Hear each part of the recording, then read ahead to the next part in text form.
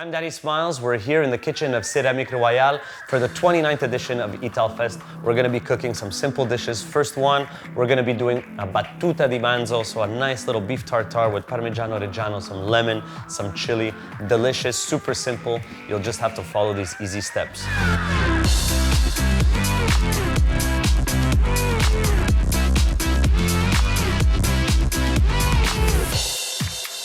So for our ingredients, you're gonna need a beautiful cut of beef. We're doing Quebec beef. This is the Boston, so it's from the butt area. You don't need to do the filet mignon. It has a beautiful texture, so we'll do that. Make sure that it's nice and red, and tell your butcher, when you go to your local butcher, tell them that it's for tartare. Parmigiano Reggiano, some lemon, chili, salt, really super simple. And a bit of parsley, some fresh bread, and that's it. So we're gonna start with some meat. We're gonna cut it up. Okay, so we're gonna go against the grain. And I think this is the point. When you don't have a lot of ingredients, you need to really just choose the best ingredients. And we are having beautiful beef now in Quebec, and it's perfect for tartare. We really wanna get a nice little cube of meat. You know, really a brunoise of beef. And this is contrary to the classic French beef tartare. There's not a lot of condiments. La battuta is really just beef and a bit of lemon, a beautiful olive oil. We have some salt, we have some pepper, and really that's really what it's all about. We have our beef, the battuta beautifully cut. We're gonna put that to the side. We're gonna char some bread first, okay? So any bread, nice little sourdough. I'm using this nice little sourdough bread. So we're just gonna like char a few pieces. A bit of olive oil in the pan.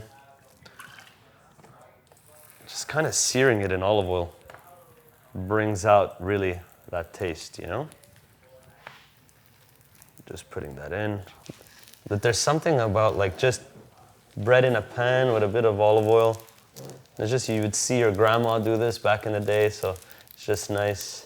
And important to do this before putting the tartare on it, because you don't want your meat to really cook. So if it's really hot, you want it to char and you want it to like cool down a bit. So this is why we're doing this step now. Crispy bread, fresh on the inside, has a bit of that char, those burnt ends, exactly what we want. We'll let that cool off in the pan, put that to the side, and we're back to the battuta.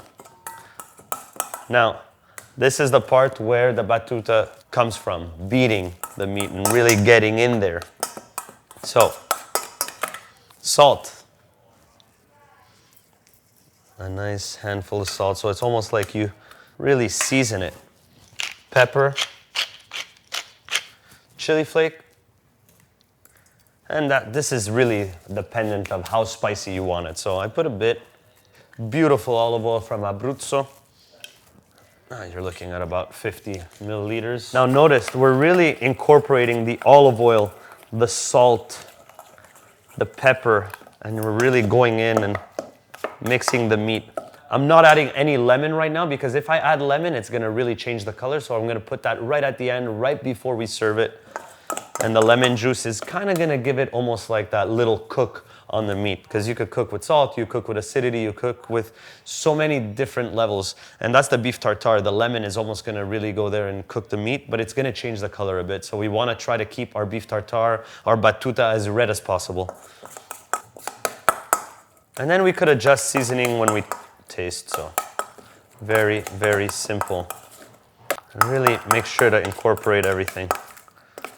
So nice, so fresh, and this is where we need to go get that beautiful olive oil, those strong Sicilian olive oils from Umbria or Abruzzo. But I love a strong olive oil because you really want to taste those ingredients. It's a dish that doesn't have many ingredients, so you want to get that olive oil, you want to get the beautiful beef, you want to get the chili, so that's really nice.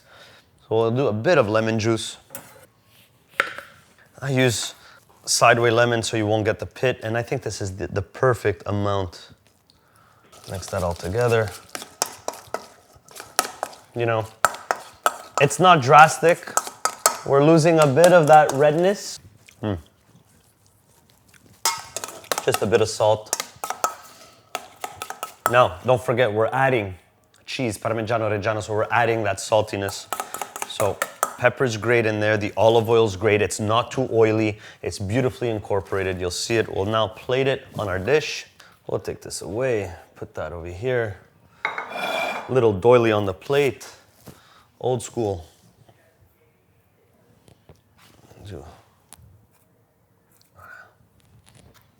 3 little pieces over here. Beautiful. Kind of just plate it on there. You could have it like a tartare. I just love it on crispy bread. It's just so beautiful and fantastic. And I like it on like a big piece of bread too, you know? And we just really gotta watch out for it not to be too oily. So that's why you really incorporate it. And you really gotta mix it non-stop and really the battuta, that's the whole point of this recipe. And then with a peeler, really you wanna just get the nicest shavings. It's super simple, very ingredient driven. And I think that that's what Italian cuisine is. And we always try to complicate it when literally you need a beautiful piece of bread, perfect meat. And Italian cuisine is very regional, so try to use a lot of the products that we have here in our backyard in Quebec, like this beautiful beef. Any local butcher, ask for that. You know, you could use a Parmigiano Reggiano at the top, bread that's made here, and you're good to go. Here it is, battuta di manzo.